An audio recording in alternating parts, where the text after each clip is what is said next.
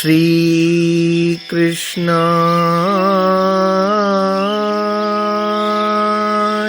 वासुदेवाय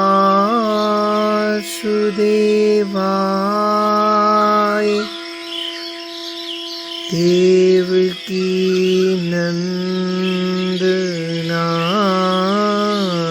च नंद गोपकुमाराय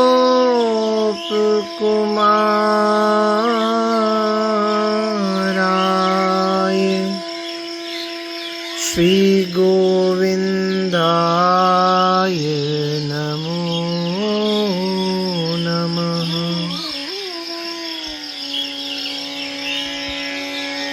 भक्ति भक्त भगवंत गुरु चतुर नाम वपुएक, तिनके पग वंदन किए, नासहि विघ्न अनेक। मेरी भव बाधा हरौ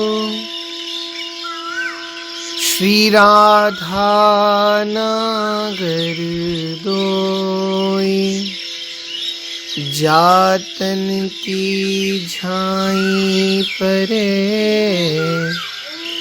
श्याम हरित द्युति होय। बंदौ गुरुपद कंज, कृपा सिंधु नर रूप हरि, महा मोहतम पुंज, जासु वचन रवि कर निकर। जय श्री कृष्ण। श्री भक्त चरितामृत के माध्यम से श्री अम्बरीश जी का चरित्र हम लोग श्रवण कर रहे हैं। जैसा कि पूर्व भाग में आपने श्रवण किया, राजा ने कह दिया अर्ध सेवा की तो बात ही क्या है, स्वयं श्री ठाकुर जी को पधरा कर पूरी सेवा करो, मैं कब रोकता हूं। और आगे लई बात मानी मानो, मंत्र ले सुनायो कान, होत ही बिहान सेवानी की पधराई है। करत सिंगार फिर आप ही निहार रहे, लहे नहीं पार दृग झरी सी लगाई है। भई बड़वार राग भोग सो अपार भाव, भक्ति विस्तार रीति पूरी सब छाई है। नृपहु सुनत अब लागी चोप, देखवे की आए तत्काल, मति अति अकुलाई है। आए तत्काल मति अति अकुलाई है। बड़े अच्छे शब्दों का प्रयोग होता है। विहान मतलब सवेरा, चोप उमंग रुचि। भावार्थ, रानी ने राजा की बात इस प्रकार आदर पूर्वक मानी जैसे श्री गुरुदेव के द्वारा कान में सुनाया गया मंत्र भावुक शिष्य स्वीकार करता है, उसी तरह रानी ने राजा की इस बात को शिरोधार्य कर लिया, हृदय से उसे स्वीकार कर लिया। और जैसे ही प्रातःकाल हुआ, प्रातःकाल होते ही रानी ने अपने मंदिर में विधि समेत श्री ठाकुर जी की सेवा को पधराया, श्री ठाकुर जी को विराजमान किया और बड़े भाव और प्रेम से ठाकुर जी की सेवा करने लगी। प्राय नित्य सेवा करती थी, पर आज गुरुदेव के रूप में साक्षात पति परमेश्वर की जो आज्ञा हुई है, भाव मन में ये आ गया और सुंदर ढंग से श्री ठाकुर जी की सेवा की। और ये नई रानी श्री ठाकुर जी की सेवा और श्रृंगार करके फिर उनकी सुंदर शोभा को एकटक निहारती रहती और अपार प्रेम में मग्न हो जाती है। नेत्रों से प्रेम के आंसुओं की झड़ी सी लग जाती। रानी के अपार प्रेम भाव से दिन प्रतिदिन भोग राग में बढ़ोतरी होती चली गई। इस प्रेम भक्ति की तथा भोग राग आदि के विस्तार की बात सारे नगर में फैल गई। राजा अम्बरीश ने बड़ी भारी प्रशंसा सुनी तो उन्हें भी दर्शन करने की बड़ी अभिलाषा हुई और दर्शनों की उत्सुकता से वे अति अधीर हो गए और उसी समय शीघ्र रानी के मंदिर में आ गए। व्याख्या आती है आगे, लई बात मान।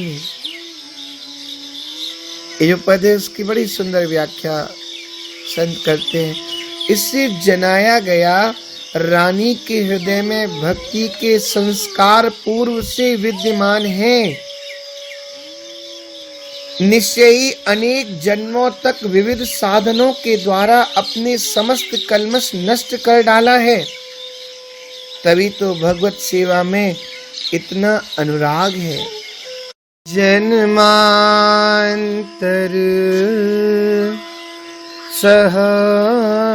सहस्रेषु तपो ध्यान समाधिभिः नराणां क्षीण पापानां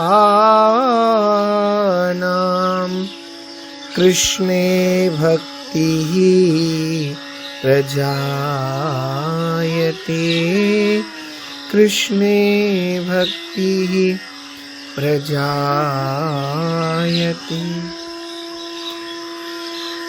आगे निहार लगाई है। छवि निहार गोपाल की जेहि न होए आनंद, नारायण ते जानिए यही चौथ को चंद। जिसको श्री ठाकुर जी की छवि को निहार करके मन में आनंद न आए, नारायण स्वामी कह रहे हैं, उसको जान लेना वो चौथ के चंद्र के समान है। चतुर्थी के चंद्र का दर्शन वर्जित है, उसी तरह उसका मुख देखना भी वर्जित हो जाता है व्यक्ति का। और आगे भई बड़े वार छाई है। रंगी प्रेम रंग सोन प्राणी, तजी लाज अरु कुल की कानी। बोली सकल पुर की हलवाई, लगी रचावन ढेर मिठाई। क्या किया रानी ने? इतने प्रेम के रंग में रंग गई। अब तो नगर के जितने भी मिठाई बनाने वाले हलवाई थे सबको बुला लिया और बड़े प्रेम से विविध प्रकार की भोग की वस्तु ठाकुर जी के लिए बनवाने लगी। प्रतिदिन हरि को लागत भोगु, आवे सकल नगर के लोगों। अब प्रतिदिन जब भोग लगने लगा तो सारे नगरवासी आने लगे। पावहि सकल श्री कृष्ण प्रसादा, गावहि सुजस सहित अहलादा। और सारे नगरवासी आकर प्रसाद पाते हैं और सुयस को गाते हैं।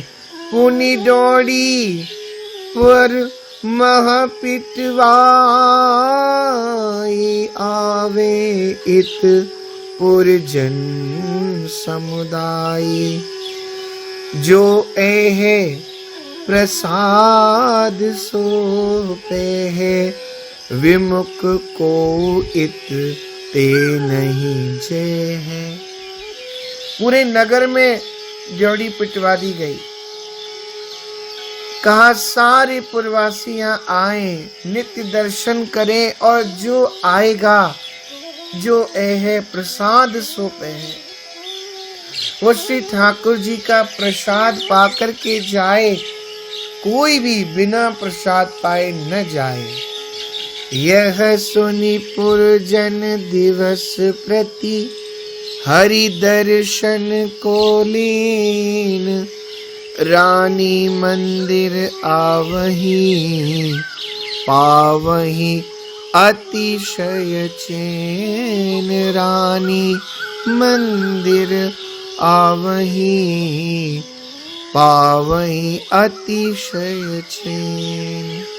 अब तो अयोध्या में सबके घर चूल्हा चक्की चेतना बंद हो गया। लोग श्री ठाकुर जी के प्रसाद से ही तृप्त हो जाते। अखंड नाम संकीर्तन, कथा सत्संग का अलौकिक आनंद उमड़ता रहता। नृपहु सुनत, पुरवासियों के मुख से तो सुना ही, विशेषकर नारद जी के द्वारा जब राजा ने बात सुनी, बात ये हुई कि रानी के भक्ति भाव की चर्चा श्री नारद जी के भी कान में पड़ी। अच्छा, वे तो कौतुकी ठहरे, चल पड़े रानी के भक्ति भाव को देखने के लिए। सर्वप्रथम तो नारद जी राजा के पास गए। राजा ने बड़े प्रेम से प्रणाम किया, बैठने का आसन दिया तथा कुछ मेवा मिष्ठान प्रसाद दिया। तब तक श्री नारद जी को कीर्तन की ध्वनि सुनाई पड़ी। तो पूछा, एक बात तो बताओ राजन, ये कीर्तन की आवाज कहां से आ रही है? राजा ने सारी बात बताई। श्री नारद जी बोले, अच्छा, रानी ठाकुर जी की बड़ी सुंदर सेवा करती है, बड़े भाव और प्रेम से भोग लगाती है। बोले हाँ।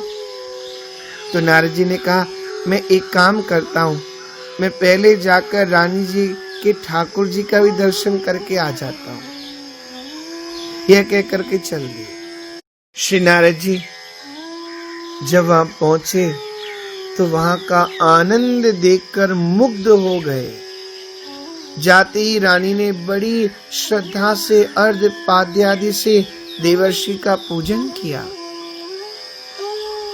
और फिर 56 भोग प्रसाद सामने आया। श्री नारद जी ने कुछ तो खाया और कुछ अपने समीप में रख लिया राजा को दिखाने के लिए। थोड़ी देर रहकर श्री ठाकुर जी को प्रणाम कर वहां से पुनः राजा के समीप आए।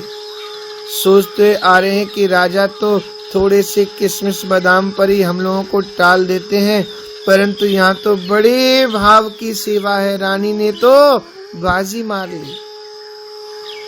इस प्रकार रानी की भक्ति से प्रभावित मुनिराज राजा के पास आकर रानी की सेवा, पूजा, भक्ति भाव की भूरी भूरी प्रशंसा करते हुए बोले कि महाराज, आज तक तो मैं सभाओं में, समाज में आपकी भक्ति को ही सराहता था, परंतु आज तो मैंने आंखों से देखा कि श्री ठाकुर जी की सेवा में जो आपकी रानी है ना, वो तो आपसे भी आगे निकल गई।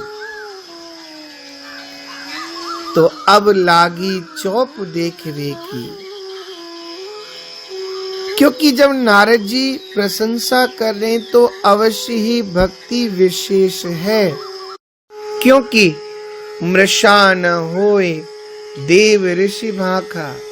अतः अवश्य देखिए, देखन जो मानस कहता है। तो फिर आए अकुलाई।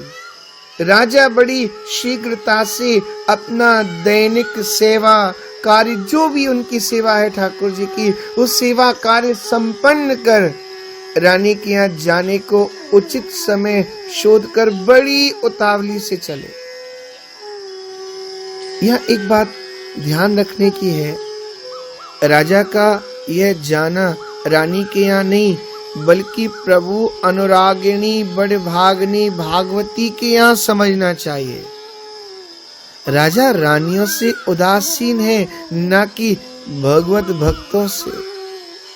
भक्तों में तो राजा का अगाध भाव है। हरे हरे पाँव धरे पौरियान मन करे, खरे अरबरी कब देखो भाग भरी को।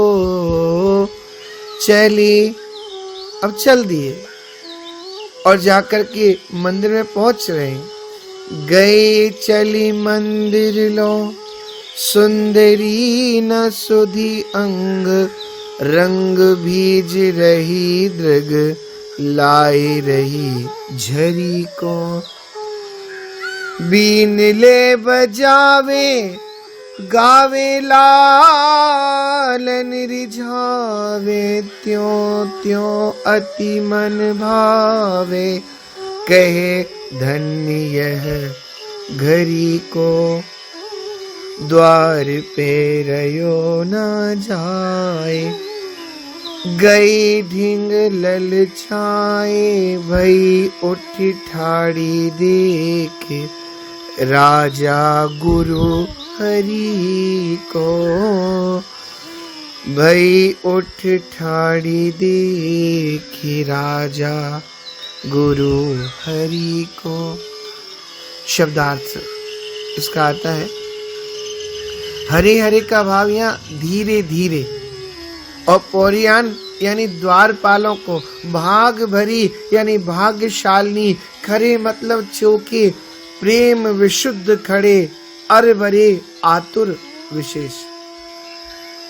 भावार्थ इसका, मेरे आने का पता रानी को न लगे, उनके कीर्तन में बाधा न हो, उनकी प्रेम मग्न दशा को मैं छिप कर के देखूं, इसलिए धीरे धीरे पैर रखते हुए राजा अम्बरीश द्वार पर पहुंचे। और द्वारपाल राजा की जय जयकार करने लगे, और जय जयकार करके आने की सूचना रानी को देना ही चाहते थे। राजा ने उनको इशारे से मना कर दिया।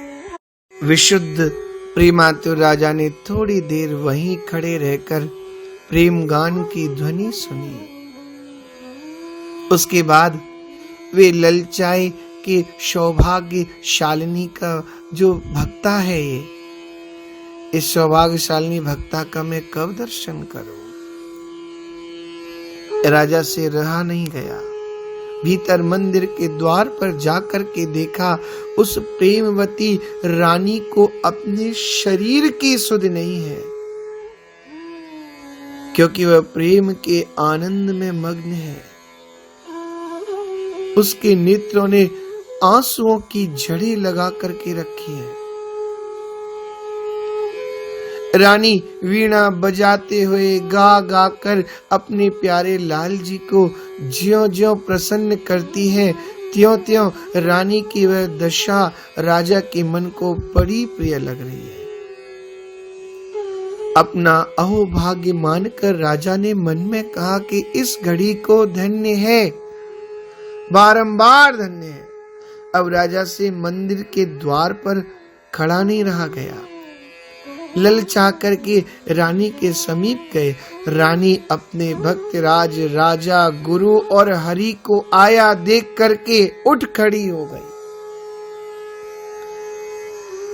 आगे की व्याख्या में हरे धरे, जिससे रानी को आने की आहट न मिले, पौरियान मने करे, वे नित्य के अभ्यास वश महाराज की जय जयकार करने लगे। सेवकों को तो आदत है, महाराज आते जय जयकार करते, तो इशारे से आपने मना कर दिया, पौरियान मने करे।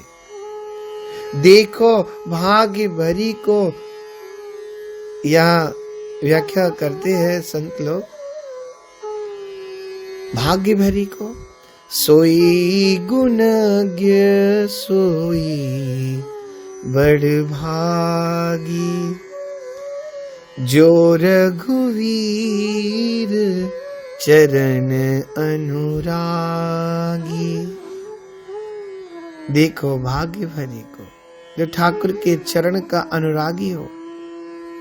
आगे सुंदरी झरी को, यह सब प्रेम के सात्विक भाव है।